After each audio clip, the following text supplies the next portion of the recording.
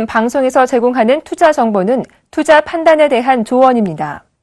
방송에서 제공하는 주식의 가치, 가격 상승 및 가격 하락에 대해서는 방송사에서 보장하지 않습니다.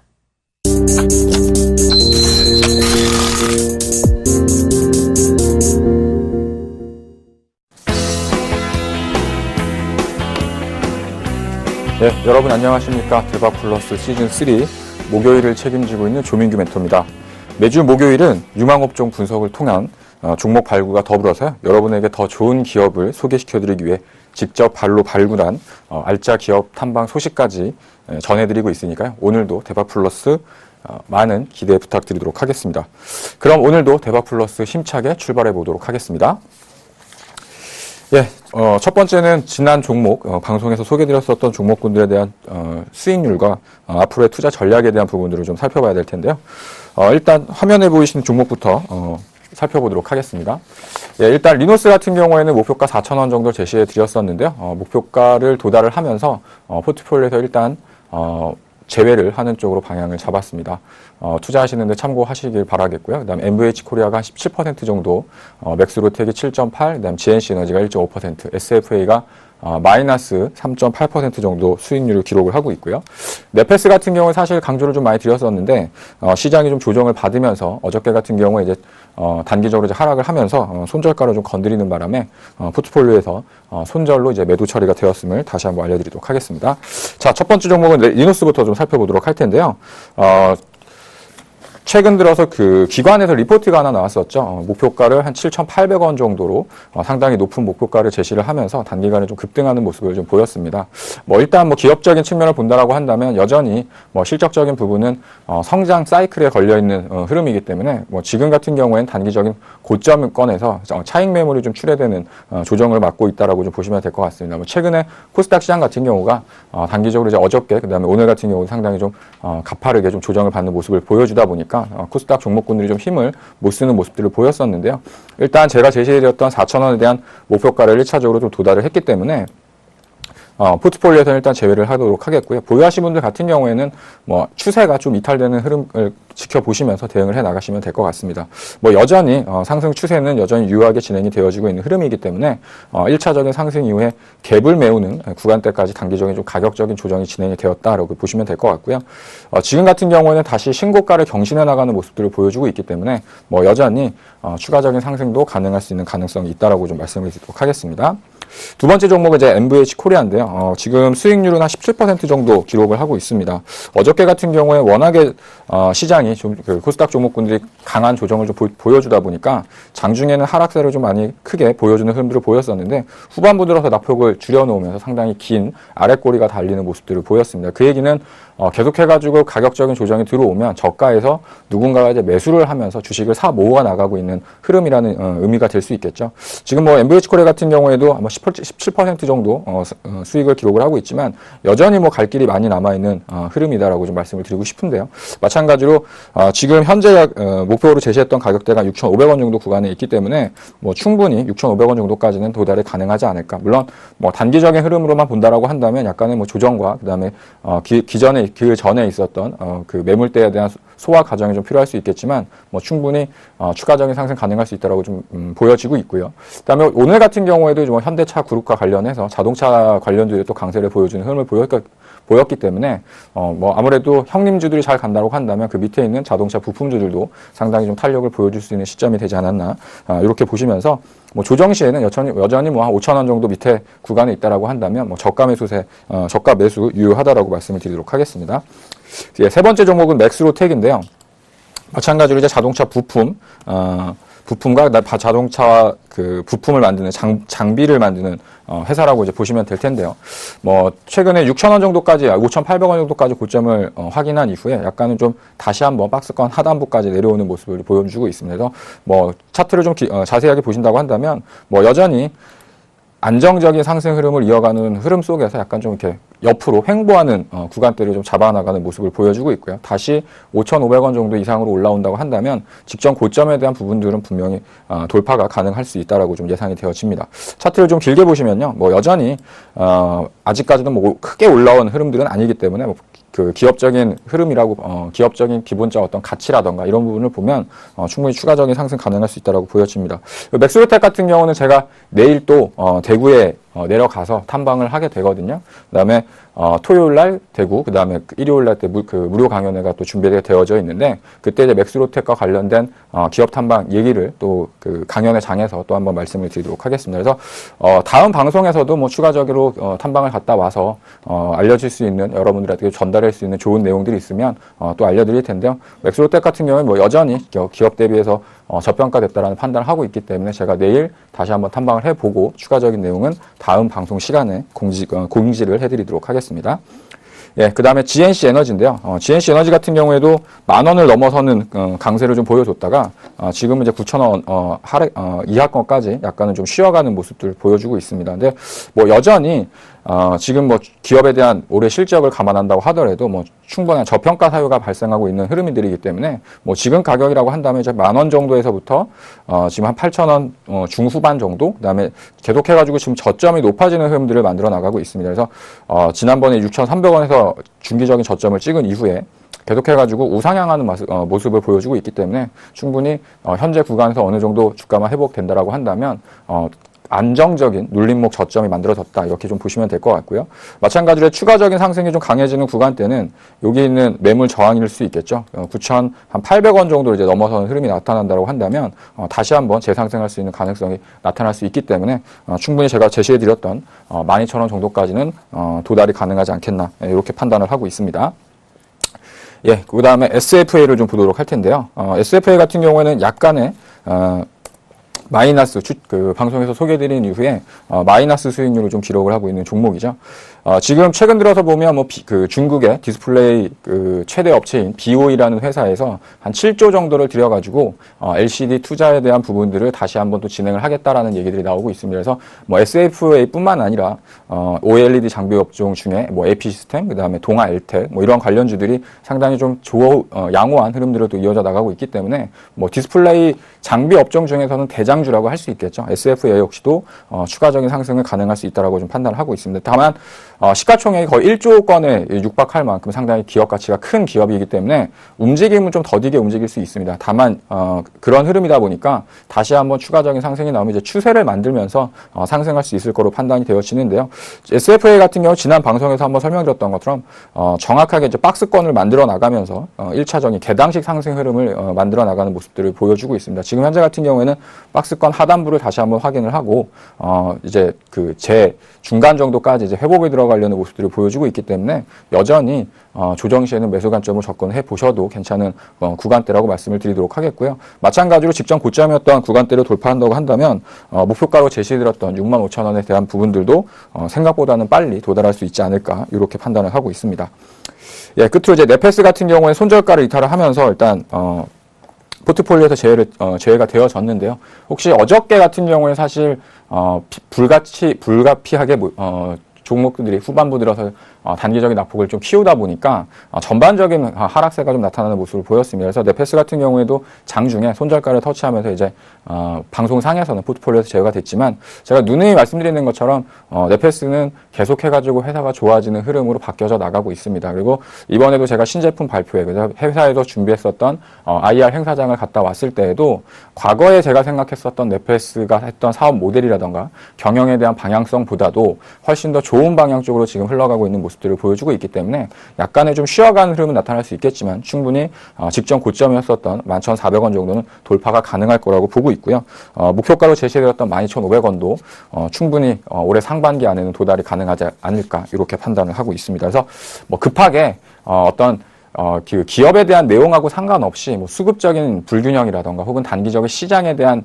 조정 때문에 주가가 하락을 했다라고 한다면 뭐 너무 이렇게 겁먹고 주가가 하락을 했다라고 손절하시기보다는 왜 주가가 하락을 했는지 그다음에 그 원인을 좀 철저하게 분석을 해보시고요. 특별하게 회사에 대한 문제가 없다라고 한다면 보유를 해 나가시면서 그 다음에 또 올라서는 그 다음에 그 반등이 들어가면서 저점을 확인하고 주가가 이제 안정을 찾아가는 그런 부분들도 좀 기다림을 가지시라고 말씀을 드리도록 하겠습니다. 예, 그렇게 해가지고 지금까지 방송상에서 설명을 드렸었던 기업들에 대한 종목 AS는 여기까지 진행을 하도록 하겠고요. 계속해가지고 말씀드리고 있는 투자 대가들의 투자 비법 복습편이죠, 사실은. 오늘 어떤 투자 대가들에 대한 복습을 해 나갈지 방송을 보시면서 다시 이어져 나가도록 하겠습니다.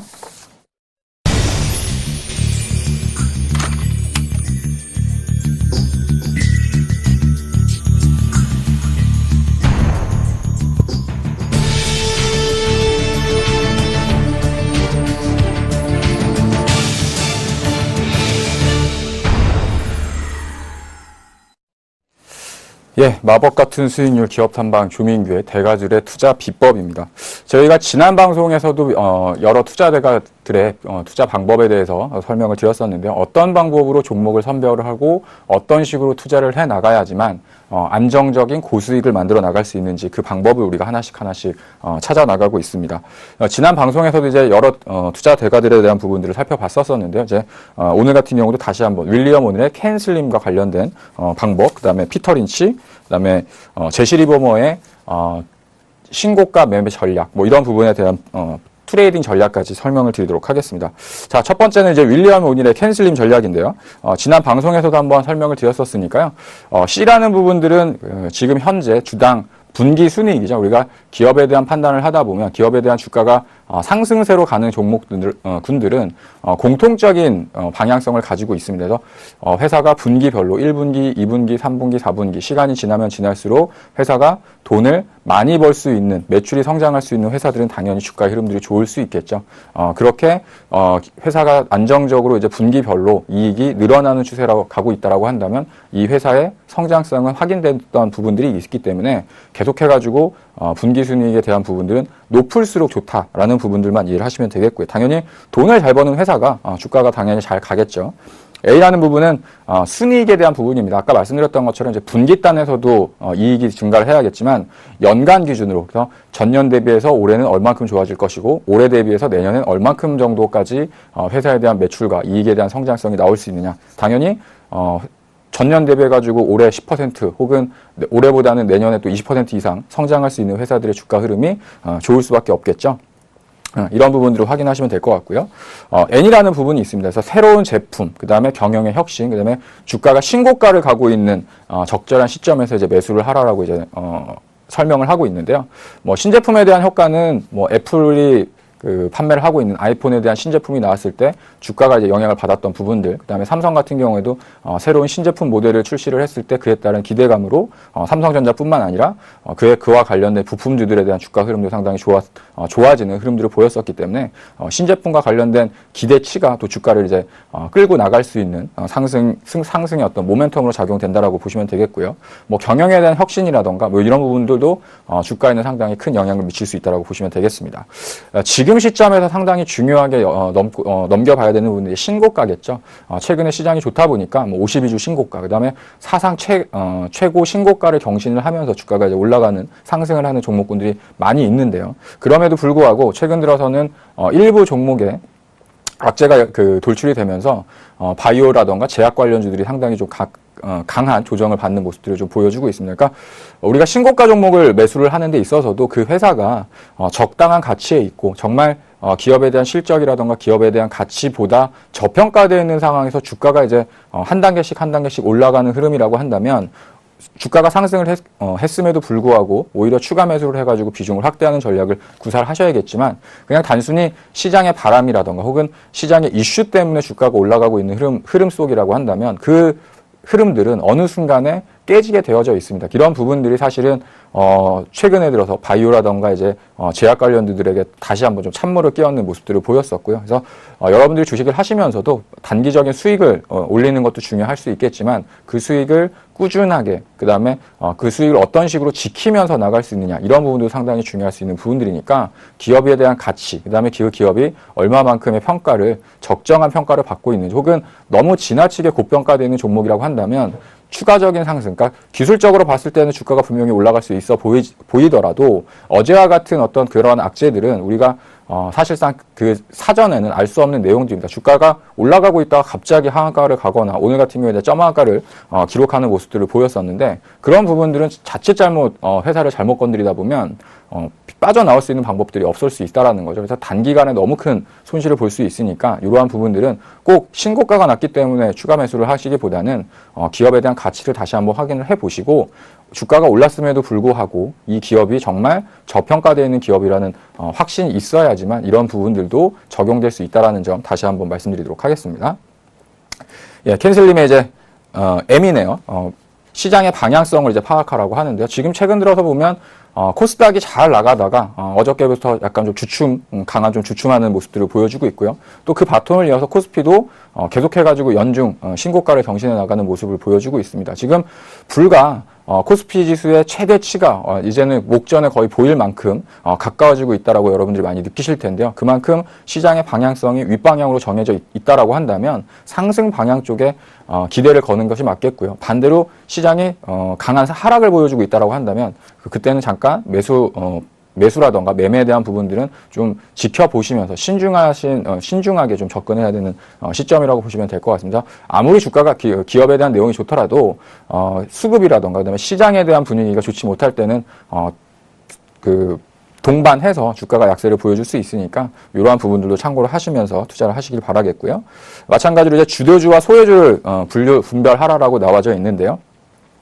주도하고 있는 종목이기 때문에 계속해가지고 시장에 주도를 해나가진 않습니다. 마찬가지로 소외된 종목이라고 해도 시장에서 영원히 소외되는 기업들은 없거든요. 다만 주도주가 시세를 내면서 주가가 상승을 할 때는 그 상승세가 어디가 끝인지 모를 정도로 가파르고 빠르게 올라갈 수 있기 때문에 이런 부분들을 여러분들이 잘 보시면서 이제 파악을 하시면 되겠고 그 전에 앞선 시간에서 설명드렸던 지난주 그다음에 그 전에 했었던 기업들의 흐름을 다시 한번 말씀드리면 사실 주식은 소외돼서 시장에서 좀 감춰져 있을 때 주식을 좀 싸게 살 수 있습니다. 그래서 거기서부터 주식을 편입을 하고 주가가 시장에서 어느 정도 사람들이 알아가면서 주가가 올라갈 때 비중을 늘리고 또 새로운 시세를 만들어 나갈 때 또 비중을 늘리면서 계속해가지고 주식을 끌고 나가면서 이제 비중을 확대하는 투자 방법을 여러분들이 좀 선택하시는 게 개인적으로도 가장 수익률적인 측면, 그다음에 안정성도 그 두 가지를 이제 같이 끌고 나갈 수 있는 방법이라고 보여질 수 있는데요. 마찬가지로 여러분들이 내가 어떤 방법으로 투자를 하냐에 따라서 주도주를 선택할 것이냐 혹은 시장에서 소외되어 있지만 소외된 숨어있는 흑진주를 찾을 것이냐 이 두 가지 방법에 대해서 같이 고민을 하시면서 대응을 하시면 될 것 같습니다. 근데 주식이라는 건 가만히 지켜보시면 항상 동일한 사이클을 가지고서 움직이게 돼 있습니다. 그러니까 많이 올라갔으면 어느 정도 조정을 받게 돼 있고요. 또 시장 분위기가 좋아지면 많이 떨어졌던 종목군도 다시 제자리를 찾게끔 주가가 이제 올라오게 되니까 사실은 지금 현재 같은 경우에는 워낙에 순환매적인 상승을 보여주고 있는 흐름이라서 주도주와 수혜주를 분별하는 것도 중요하겠지만 꼭 주도주라고 해가지고 계속해가지고 주가가 올라간다 이러한 공식은 조금은 안 맞는 장이 될 수도 있다는 좀 판단이 되어집니다. 위쪽으로 가가지고 이제 그 기관 투자자의 뒷받침, 그 다음에 그 주식을 끌고 나가는 그 리더라고 해야겠죠. 뭐 외국인의 수급이라든가 기관의 수급, 이런 부분들을 우리가 파악을 해야 될 텐데, 잘 올라가는, 그 주가가 이제 잘 상승을 잘 해나가는 종목군들의 흐름을 보다 보면, 기관과 외국인들이 계속해가지고 그 주식을 사면서 주가가 올라가는 경우들이 이제 많이 있습니다. 근데, 꼭 뭐 기관 투자자라든가 외국인의 어떤 수급을 확인하면서 꼭 그 종목을, 매수를 하셔라. 이렇게 말씀드리기보다는요, 이러한 부분들을 참고적으로 보시면서, 과연 기관 투자자들이 어느 정도까지 이 기업에 대한 가치를, 목표가를 생각을 하고 있고, 정말 이 기업이 그 정도 목표까지 갈 수 있는 가능성이 있는 기업인지, 이런 부분들을 여러분들이 확인을 하시면서, 대응을 해 나가시면 좋겠고요. 마찬가지로, 기관 투자자들이 계속해가지고 주식을 사다가 어느 순간 또 기관 투자자들이, 기관이나 외국인의 어떤 그 메이저 수급 주체가, 주식을 매도하는 방향성으로 이제 틀어버리면 주가가 단기간에 또 큰 폭의 어떤 하락을 거칠 수가 있거든요. 그래서 지금 현재 구간이라고 한다면 꼭 너무 많이 기관들이 편입을 했었던 종목군들 같은 경우에 너무 그 종목을 집중적으로 사시기보다는 기관 투자자들이 매도를 하다가 이제 매수로서 전환되는 흐름. 그러니까 외국인과 기관이 주식을 사고 팔고 하고 있는 종목이라고 한다면 시장에서 어느 정도 그 기업에 대한 가치가 확인될 수 있는 기업들이니까 어느 정도 안정성을 가진 기업이라고 보시면서 그러한 종목 위주로만 대응을 해 나가시라고 말씀드리도록 하겠습니다. 자, 끝으로요. 수요와 공급입니다. 제가 이제 저희 고객분들한테도 그런 얘기를 드리는데 주가가 올라가는 이유는 누군가가 주식을 사기 때문에 올라가는 거거든요. 반대로 주가가 하락하는 이유는 누군가가 주식을 계속 팔기 때문에 주가가 하락을 하는 겁니다. 그래서 반드시 기업 내용이 좋고 실적이 좋다고 해서 주가가 계속해가지고 올라가지는 않습니다. 누군가는 그 주식을 사고 싶은 마음이 들어야지만, 그리고 사자세가 많아야지만 주가가 올라갈 수가 있는데요.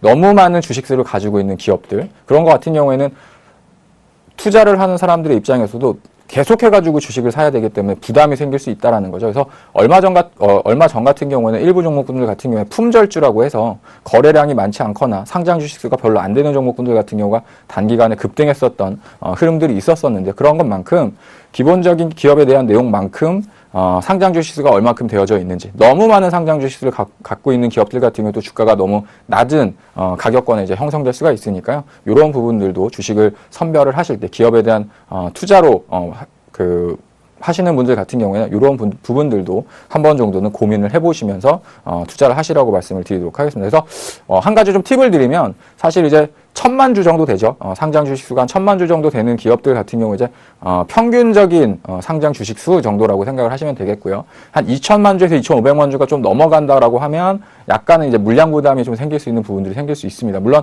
대형주들 같은 경우에는 뭐 몇 억 주 이렇게 상장되는 기업들도 있겠지만, 그 정도가 아닌 중소형주를 매매를 하시는 분들 같은 경우에는 한 2000만 주에서 3000만 주 정도 밑에 있는 그 정도 발행 주식수가 그 정도 아래에 있는 종목군들을 좀 선별해가지고 매매를 하셔야 좀 주가에 대한 수익률이라고 해야겠죠. 이런 부분들이 좀 크게 기대할 수 있는 부분들이 있으니까 내가 가지고 있는 기업의 상장된 주식수가 몇 주나 되는지 이런 부분들도 한번 시간 나실 때 체크를 해보시면서 투자를 하시라고 말씀드리도록 하겠습니다. 그래서 윌리엄 오닐이 가지고 있던 얘기했던 캔슬림에 대한 부분들은 이렇게 짧게 정리를 하도록 하겠고요.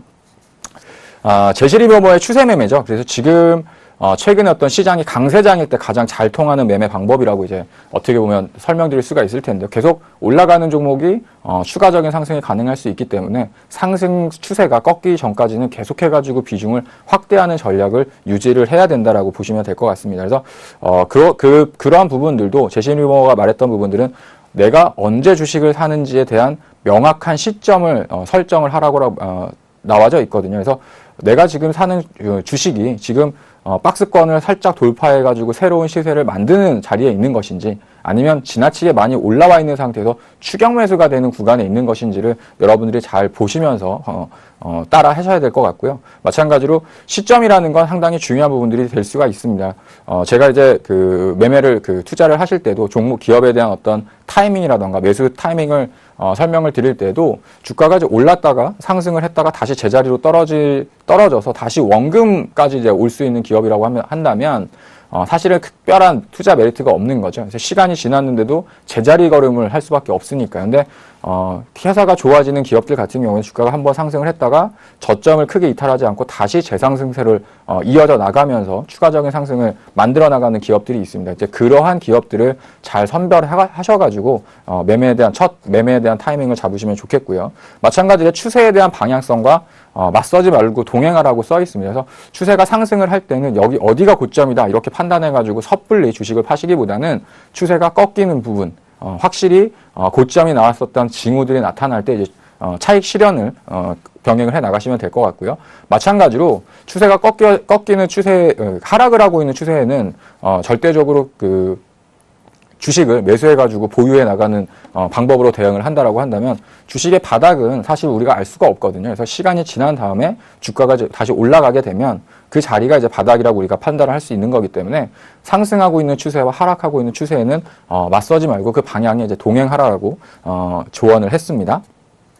마찬가지 한번 형성된 추세에서는 계속해가지고 이제 분할 매수 전략을 구사하라고 써 있는데요. 제가 지난번에 유닛 테스트를 예를 들어 보이면서 추세가 한번 상승 추세로 올라와 있을 때는 상승 추세가 꺾이기 전까지 쉬어가는 구간들은 있을 수 있겠지만 지속적인 상승세를 유지해 나가게 되어져 있습니다. 그래서 지금 추세가 상승 추세라고 한다면 계속해가지고 쉴 때마다 분할 매수를 하면서 비중을 늘려야지만 하나의 종목으로 많은 비중을 실어서 높은 수익률을 이제 구가할 수 있는 방법이 될 수가 있다라는 거죠. 근데 많은 개인 투자자분들이 이제 반대의 방법으로 이제 매매를 많이 하십니다. 그래서 올라가고 있는 종목을 팔고 떨어지는 종목을 자꾸 이렇게 사시려고 하시는데 그 반대 방향 쪽으로 가셔야지만 실질적으로 수익이 빨리 많이 날 수 있다라는 점 꼭 기억을 하시길 바라겠고요. 네 번째입니다. 손실은 짧게 수익은 길게. 그래서 우리가 이제 수익을 나고 있는 주식을 사서 수익이 이제 주가가 상승하고 있는 시점에서는 사실은 빨리 팔아야지만 이게 내 돈이 되는데 라는 생각 때문에 잘 올라가고 있는 종목들부터 정리를 하시는 경우가 많이 발생을 하게 되는데요. 그렇게 하지 마시고 손실이 나고 있는 종목부터 빨리빨리 정리를 하셔가지고 손실을 줄이시고 수익은 길게 만들어 나가야 되니까 오히려 올라가고 있는 종목에 비중을 실어 나가면서 그 추세가 꺾이기 전까지 계속해가지고 주식을 보유해 나가야 된다라는 거죠. 그래서 여러분들이 가장 힘든 게 이런 겁니다. 주가가 한번 올랐다가 조정을 받아가지고 시간이 좀 지나고 보면 내가 저 구간대에서도 많이 올랐을 때 주식을 팔았어야 되는데 못 팔아가지고 다시 여기까지 와 있구나. 이렇게 생각을 하시는 분들이 많거든요. 근데 그 회사가 시간이 지났을 때도 더 좋은 주가 흐름을 만들 수 있고 실적이 좋아지는 부분들이 확실하다고 한다면 오히려 그때를 저가 매수 기회라고 또 다시 한번 생각을 해보시고요. 그리고 쉽게 주식을 팔 수 있는 혹은 너무 쉽게 주식을 팔아야 되는 생각이 드는 종목이라고 한다면 처음부터 그 주식은 손을 안 대는 게 좋습니다. 그래서 가장 안정적이고 꾸준한 수익을 내기 위해서는 우리가 중장기적인 투자 전략을 짜놓고 그 기업들을 하나씩 선별해 나가면서 매매에 대한 전략들을 추가해 나가는 거거든요. 그래서 그냥 단순히 기업에 대한 내용이 없이 그냥 매매로서만 수익을 낸다라고 한다면 그런 부분들은 또 시간이 지나다 보면 다시 벌었던 수익이 났던 부분들도 까먹을 수 있는 흐름들이 발생할 수 있으니까 그런 부분들은 꼭 참고하시면서 최근에 특히나 좋았던 시장이 갑자기 이렇게 좀 주춤하면서 코스닥 종목 투자하셨던 분들 같은 경우에 좀 어려움을 느끼시는 분들도 계실 텐데 이럴 때일수록 이성적인 판단 잃지 마시고요. 내가 정말 보유하고 있는 기업이 저평가되어져 있고 앞으로 회사가 정말 좋아지는 흐름으로 들어가는 흐름이라고 한다면 흔들리지 마시고 보유해 나가시라고 말씀드리도록 하겠습니다. 예, 물타기는 금물이라고 써 있죠. 정말 물타기는 금물입니다. 그냥 주가가 계속해가지고 저점을 깨고 내려가는 주식이라고 한다면 어디가 바닥인지는 알 수 없습니다. 물론 기업적인 기본적 가치를 봤을 때 요 정도 구간이면 충분히 좀 주식을 싸게 살 수 있겠구나라고 판단할 수 있겠지만 사실은 주가의 저점과 바닥이라는 건 시간이 지난 다음에 우리가 확인할 수 있는 것들이거든요. 그래서 잘 올라가는 주식 쪽으로 자꾸 비중을 늘려 나가셔야지만 실질적으로 계좌 수익률이 계속해가지고 늘어날 수 있는 방법이 될 수 있는 거고요. 물타기라고 하는 건 우리 개인 투자자분들이 생각을 하실 때 내가 주식을 샀는데 이만큼 떨어졌으니까 여기서 이제 본전을 찾으려고 주식을 더 샀다가 평단가를 낮춰놓고 빨리 빠져나와야지 라고 생각을 하시면서 하는 게 물타기거든요. 근데 주식은 수익을 내기 위해서 주식 투자를 하는 겁니다. 본전을 하기 위해서 주식 투자를 하는 것은 아니거든요. 그래서 처음부터 내가 본전 혹은 정확하게 이 기업에 대한 기본적인 내용을 알지 못하는 상황이라고 하는데 그 주식은 투자 대상거리가 안 될 수 있다는 거죠. 그래서 절대적으로 하락 추세로 가고 있는 종목에 추가적인 비중을 확대하는 전략은 올바르지 않다라고 꼭 기억을 하셨으면 좋겠습니다. 자, 피터 린치에 대한 얘기를 지난주에 한번 드렸었죠. 피터 린치 같은 경우도 제가 가장 좋아하고 그다음에 롤 모델로 삼고 있는 투자 대가라고 이제 설명을 드렸었는데요.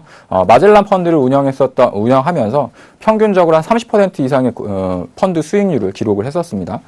자, 피터 린치가 지난주에도 이제 그런 얘기를 드렸었지만 이미 주식이 얼마만큼 올라와 있는지, 그다음에 주가가 바닥에 있고, 그다음에 주가가 어느 정도 고평가 영역에 있는지를 우리가 찾는 방법에 대해서 설명을 드렸었는데요. 지금 이제 첫 번째부터 하나씩 살펴보도록 할게요.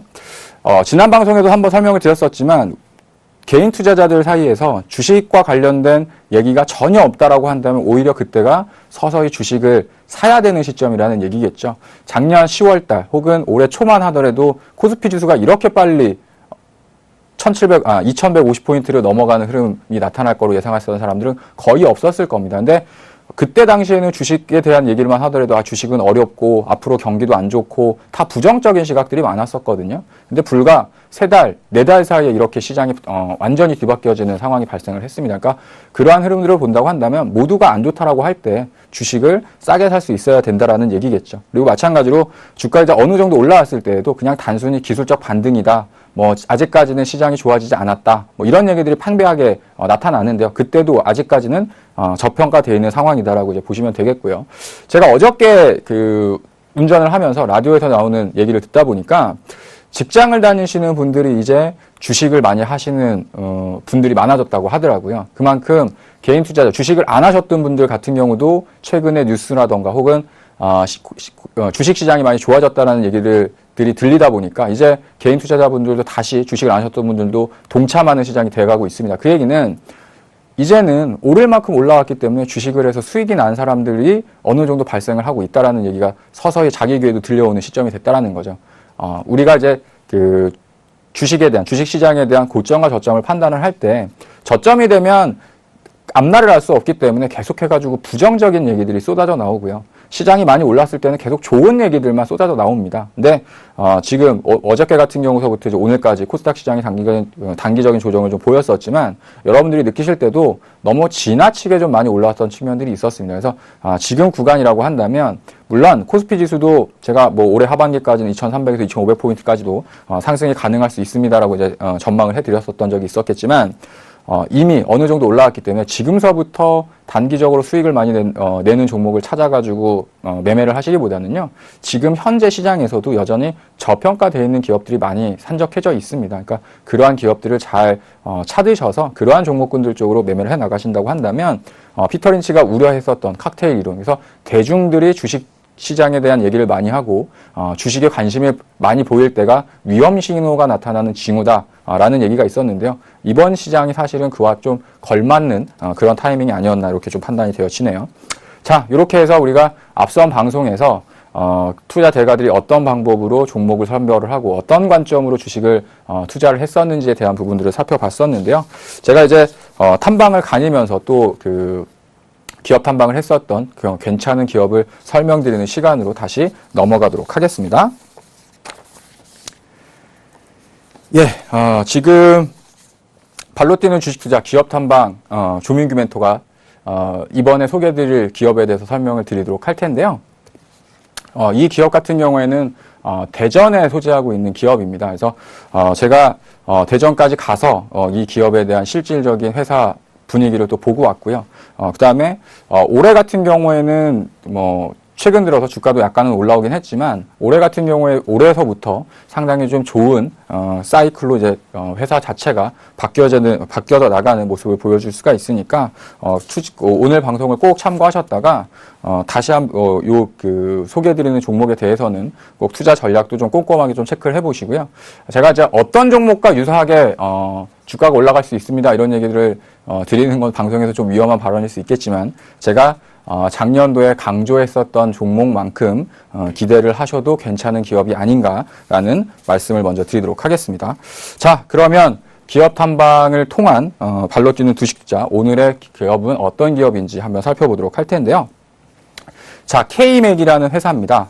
뭐 아시는 분들도 계실 거고 처음 듣는 생소한 분들도 계실 텐데 지금 화면에 보시는 것처럼 K맥 그 대전 본사에 가서 제가 이제 제 카메라로 사진을 찍은 모습이고 옆에 보시면 K맥 간판이 보이죠. 그다음에 K맥 본사, 그다음에 옆에 있는 공장 정경이 아마 보이실 겁니다. 그래서 뭐 대전에 있는 상당히 뭐 그 회사 자체가 좀 깨끗하게 정돈이 좀 잘 되어 있는 회사라는 느낌을 좀 받았었고요. 사실은 좀 지방에 있었던 기업들이었기 때문에 아직까지 뭐 기관 투자자들이나 여러 좀 메이저 수급들이 관심을 가지면서 아직까지 이렇게 분석을 많이 하는 사람들은 없을 겁니다. 왜냐하면 작년도 같은 경우에도 실적이 좀 그다지 좋지 못했었던 흐름이었었기 때문에 뭐 지금 같은 경우에는 스몰캡 특히 이제 중소형주들의 주가 흐름은 주가가 이제 어느 정도 올라오고 실적이 확실히 좋아지는 그 실적 발표들이 나와야지만 이제 그때서부터 리서치를 하게 되고 이제 그 주가에 대한 커버리지를 게시하는 경우들이 많이 생기는데 K맥 같은 경우에는 아직까지는 뭐 기관 투자자들이 꾸준하게 어떤 주식을 매입을 하면서 나타나는 흐름들은 아니기 때문에 오늘 방송을 꼭 참고해 보신다라고 한다면 다른 분들보다 좀 더 빨리 회사에 대한 정보를 좀 듣게 되는 시점이 아닌가 다시 한번 말씀드리도록 하겠습니다. 자, 그래서 K맥은 어떤 사업을 하고 있는지 좀 살펴보도록 할 텐데요. 첫 번째는 디스플레이, LCD, 그 다음에 OLED 쪽과 관련된 검사 장비를 만드는 회사라고 보시면 될 것 같아요. 그래서 지금 제가 그 방송에서 설명드리는 종목들, 기업들 같은 경우에는 특별한 특징적인 부분들이 있습니다. 회사 자체가 탄탄해야 되는 거고요. 그 다음에 높은 기술력을 갖고 있는 회사야지만 앞으로 향후 기대할 수 있는 수익률이 크게 나타날 수 있는 부분들이 생기는데요. K맥 같은 경우에는 이 디스플레이, 방막 두께 측정기라던가 뭐 색도 측정기라던가 이런 부분 쪽에서 세계 시장 점유율 1위 기업이라고 보시면 될 것 같아요. 그래서 계속해가지고 히든 챔피언에 선정이 되면서 세계 시장 점유율과 관련 시장 점유율에서 1, 2위를 하고 있는 기업이라고 보시면 되겠습니다. 아무래도 우리나라에서 뭐 디스플레이 하면 삼성전자, 그 다음에 LG디스플레이가 시장 점유율이 워낙에 높다 보니까 그쪽과 관련됐었던 수주, 그다음에 매출에 대한 부분들이 상당히 높은 부분으로 작용됐었던 흐름이었다고 보시면 되겠고요. 최근 같은 경우에 중국 디스플레이 업체들도 계속해가지고 디스플레이 쪽에 관련된 투자를 확대해 나가는 부분들을 만들어 나가고 있기 때문에 디스플레이 투자에 대한 부분들이 서서히 개선돼 나가는 시점이 됐다라고 좀 보시면 될 것 같습니다. 그래서 가장 큰 매출처를 차지하고 있는 부분이 디스플레이 검사 장비 쪽인데요. 이런 부분들은 이제 예년 정도의 매출처로 이제 돌아갈 수 있는 흐름이라고 이제 보시면 될 것 같고요. 그래서 이런 부분들은 우리나라뿐만 아니라 이제 중국 업체들, 중국 본토 기업들한테도 매출이 발생할 수 있는 부분들이 있기 때문에 가장 높은 매출처, 그 다음에 매출을 차지하고 있는 사업부다라고 보시면 될 것 같아요. 자, 그 다음에 이제 반도체인데요. 오늘 같은 경우에도 반도체 장비 업체들이 상당히 좋은 주가 흐름을 보였었죠. 최근 들어서 뭐 원익 IPS나 이오테크닉스 같은 회사들이 단기간에 주가가 좀 급락하는 모습을 보였었는데 오늘 같은 경우에는 뭐 상한가를 기록할 만큼 상당히 급하게 반등을 보여주는 모습을 보였습니다. 그래서 반도체 장비 업종도 지금 계속해가지고 투자 사이클이 좋아지는 흐름들을 좀 보여주고 있고요. 과거에 제가 작년에 강조드렸던 유니테스 같은 경우에도 다시 한번 또 신고가를 경신하는 모습들을 보였었죠. 그래서 반도체 검사 장비, 그다음에 이 장비 쪽, 디스플레이 쪽이라던가 반도체 장비를 만드는 회사들에 대한 주가는 계속해가지고 올해뿐만 아니라 내년까지도 투자에 대한 사이클이 연속적으로 이어질 가능성이 좀 높다라고 보시면 될 것 같습니다. 근데 K맥 같은 경우에는 그 전까지는 디스플레이 장비 쪽과 관련된 매출이 주를 이루었었는데 이제 올해서부터는 반도체와 관련된 반도체 검사 장비 쪽도 이제 매출이 서서히 이제 반영되는 시점이다 보니까 기존에 이제 디스플레이 검사 장비 쪽 매출에다가 반도체 검사 장비 매출이 이제 추가적으로 발생할 수 있는 시점이 됐다라고 이제 보시면 되겠고요. 가장 중요한 부분이겠죠.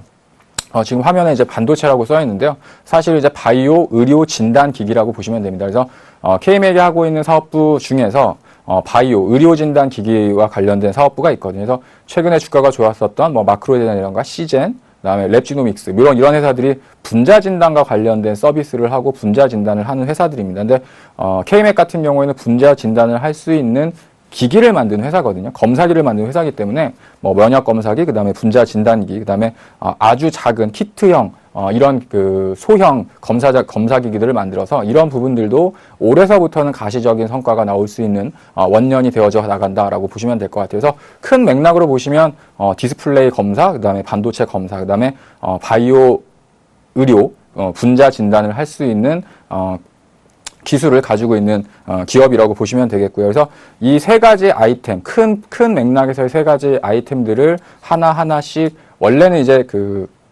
과거에 처음에 상장을 할 때는 이에 따른 어떤 기대치가 상당히 높아가지고 주가가 급등을 했었었는데 최근에는 실질적으로 실적에 대한 부분들이 좀 지연이 되다 보니까 주가가 많이 내렸었습니다. 근데 올해서부터는 여러 가지 어떤 사업부에 대한 부분들이 안정화를 찾아 나가면서 그동안 개발을 하고 연구를 했었던 부분들이 실제 열매를 맺는 시점이 다가오고 있기 때문에 여러분들이 좀 관심을 많이 갖게 되신다고 한다면 충분히 좋은 주가로 화답을 할 걸로 예상을 하고 있고요.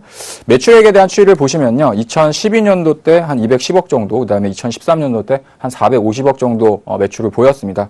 전년 같은 경우에는 갑자기 또 매출이 주춤하면서 한 270억 정도 매출을 올렸었는데요. 올해 같은 경우에는 2013년 정도 수준, 그러니까 K맥이 매출을 실적 부분에서 가장 좋았었던 때보다 조금 더 좋아지는 시점이 그 매출이 발생을 할 걸로 예상을 하고 있고요.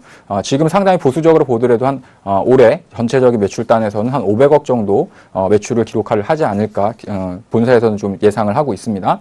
마찬가지 영업이익도 2013년도보다 조금 더 개선된 영업이익을 기록할 걸로 예상을 하고 있는데요.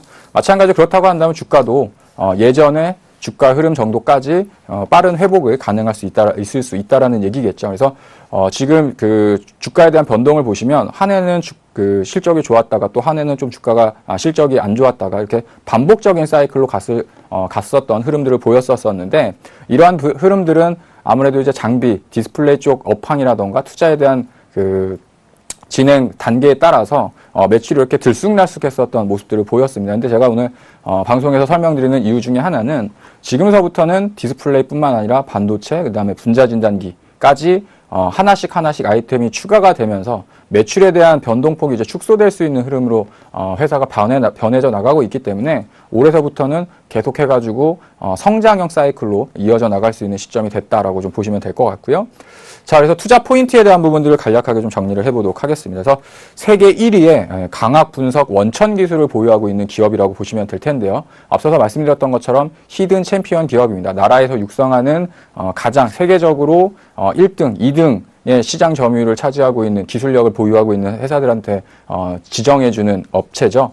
히든 챔피언에 연속적으로 지금 들어가 있는 업체 중에 하나고요. 그다음에 디스플레이 투자가 확대가 되면서 예년처럼 실적이 정상화될 수 있는 이제 원년으로 진행이 되어지고 있습니다. 그래서 지금 현재 같은 경우에도 뭐 디스플레이 장비 쪽이라던가 뭐 OLED에 대한 신규 투자, 그다음에 중국 쪽과 관련된 LCD 장비 기업들 같은 경우 주가 흐름들이 상당히 좋았었거든요. 근데 KMEC 같은 경우도 아직까지는 시장에 많이 알려지지 않은 디스플레이 장비 업체다라고 이제 보시면 될 것 같고요. 이러한 부분들이 디스플레이뿐만 아니라 반도체, 그다음에 바이오 장비 쪽으로 이제 확대 적용되고 있는 사이클로 진행이 되어지고 있습니다. 그래서 광학 분석 원천 기술을 가지고 있기 때문에 이 기술을 계속해가지고 하나씩 파생시킬 수 있는 사업적인 모델을 가지고 있고요. 그다음에 세계 1위의 기술력을 가지고 있기 때문에 반도체뿐만 아니라 바이오 장비 쪽에서도 우리나라의 유명한 제약사들과 함께 그 개발을 계속해가지고 진행해 나가는 모습들을 보여주고 있습니다. 그래서 네 번째는 이제 질적으로도 그렇고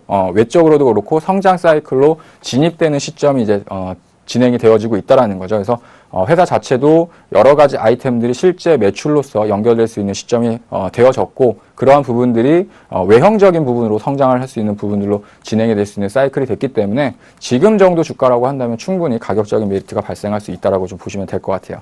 네, 다섯 번째입니다. 신규 아이템의 매출이 계속해가지고 발생을 하고 그러한 부분들이 하나하나씩 늘려나가다 보면 매출의 변동성이 이제 축소가 된다라는 얘기겠죠. 그 얘기는 뭐냐면요. 하나의 제품을 팔다 보면 하나의 제품이 잘 안 팔리면 매출이 이렇게 감소하는 추세로 갈 수 있는데 한 가지를 팔고 두 가지를 팔고 세 가지 아이템을 팔다 보면 한 가지가 좀 주춤할 때 다른 것들로 그 비어져 나가는 공백을 메꿔 나갈 수 있다라는 겁니다. 그래서 주가가 변동이 이렇게 크게 좌우되는 종목들 같은 경우에는 매출에 대한 기복이 심해가지고 주가가 좀 흔들리는 경우들이 많이 있는데요. KMEC 같은 경우 이런 부분들이 점진적으로 이제 감소하는 추세로 갈 수 있다라고 보시면 될 것 같고요. 올해 같은 경우 일단 내부적으로는 회사 사상 최대 실적을 달성할 수 있을 걸로 기대를 좀 하고 있습니다. 자, 목표 주가에 대한 부분들을 설명드리도록 할 텐데요. 1차 지금 오늘 종가상으로 시가총액이 533억입니다. 그러니까 아주 큰 기업은 아니지만 그만큼 기업에 대한 어떤 기대치가 높을 수 있는 기업이라고 좀 보시면 될 것 같고요. 그래서 1차적인 목표 시가총액은 올해 달성할 수 있는 영업 이익률, 영업 순이익단을 기준으로 했을 때 한 800억 정도를 선정을 했습니다. 그래서 현재 기준 대비해서 대략적으로 한 60% 정도 추가적인 상승 여력이 좀 남아있다고 보시면 될 것 같고요. 그래서 800억을 주가로 환산했을 때 대략 한 11,700원 정도 되니까요. 1차적인 목표가는 12,000원 정도로 제시를 해드리도록 하겠습니다. 자, 차트를 보시면서요. 현재 주가 위치를 한번 살펴보도록 할 텐데요. 예, KMEC 같은 경우에는 최근 들어서 약간 좀 상승하는 모습을 좀 보여주고 있죠. 5,100원서부터 지금 현재 뭐 8,000원 정도를 살짝 넘어가는 흐름까지 상승이 들어갔었는데 아직까지도 주가는 바닥 구간에 있다라고 좀 보시면 될 것 같습니다. 상장했을 때가 상장한 이후에 최고점이 한 28,000원 정도 수준이었었는데 지금 현재 주가를 본다라고 한다면 여전히 가격적으로 상당히 싼 국면에 위치를 하고 있다라고 좀 보시면 될 것 같고요. 단기적으로 봤을 때도 계속해가지고 그 고점에 있는 매물대를 소화해 나가면서 지속적으로 상승하는 모습들을 좀 보여져 나가고 있습니다. 그래서 아까 우리가 그 제시리보머의 어떤 그 투자 전략, 그다음에 캔슬림 전략에도 나와 있는 것처럼 새로운 고점을 돌파하고 새로운 시세를 만들어낼 때 오히려 비중을 확대하는 전략을 구사하라고 말씀을 드렸었죠. 지금 KMX 같은 경우도 오히려 주가가 올라올 때 기업에 대한 가치가 저평가되어 있다고 한다면 오히려 비중을 확대할 시점이다라고 보시면 될 것 같고요. 주가에 대한 가격도 상당히 싼 국면에 위치를 하고 있으니까 뭐 기본적인 기업 가치나 기업에 대한 성장성, 그다음에 올해 나타날 수 있는 펀드멘탈 이런 부분을 봐도 상당히 안정적인 고수익을 낼 수 있는 가능성이 큰 기업 중에 하나다라고 설명을 드리도록 하겠습니다. 그래서 매수에 대한 전략을 좀 설명드리도록 할 텐데 일단 매수가는 오늘 종가를 기준으로 했을 때 한 7,800원 정도면 무난하다라는 판단이 듭니다. 그래서 일자 목표가는 12,000원 정도 제시해드리도록 하겠고요. 손절가는 손절을 하고 싶은 마음이 별로 없기 때문에 좀 낮게 책정을 했습니다. 6,200원 정도 손절가 제시해 드리도록 하겠습니다. 예, 이렇게 해가지고 투자 대가들의 기법, 그 다음에 탐방을 했었던 KMX라는 종목까지 이제 설명을 드렸었는데요. 이번 주입니다. 이번 주 토요일, 그 다음에 일요일 날 대구, 부산 강연회가 준비되어져 있습니다. 예, 토요일은요. 부산 영남일보 지하 2층 강당입니다. 여기 오시면 토요일 오후 2시부터 이제 시작을 하게 되니까요. 대구 근교에 계신 분들이라고 한다면 대구 강연에서 찾아뵙도록 하겠고요. 그 다음 날이죠. 26일 일요일 날은 부산 백스코에서 또 강연회가 있습니다. 똑같이 오후 2시에 강연회가 있으니까요. 부산에 계신 분들은 백스코에서 또 만나 뵙도록 하겠습니다.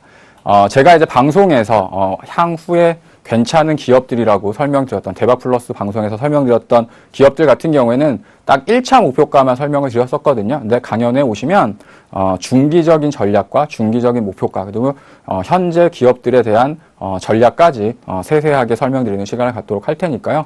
시간 되시는 분들은 꼭 참석해 주시라고 다시 한번 당부드리도록 하겠습니다. 자, 숨가쁘게 또 목요일 대박플러스 시즌3 방송이 이제 끝나가고 있는데요. 자, 지금까지 함께해 주셔서 감사드리고요. 다음 주 목요일에 다시 찾아뵙도록 하겠습니다. 수고하셨습니다.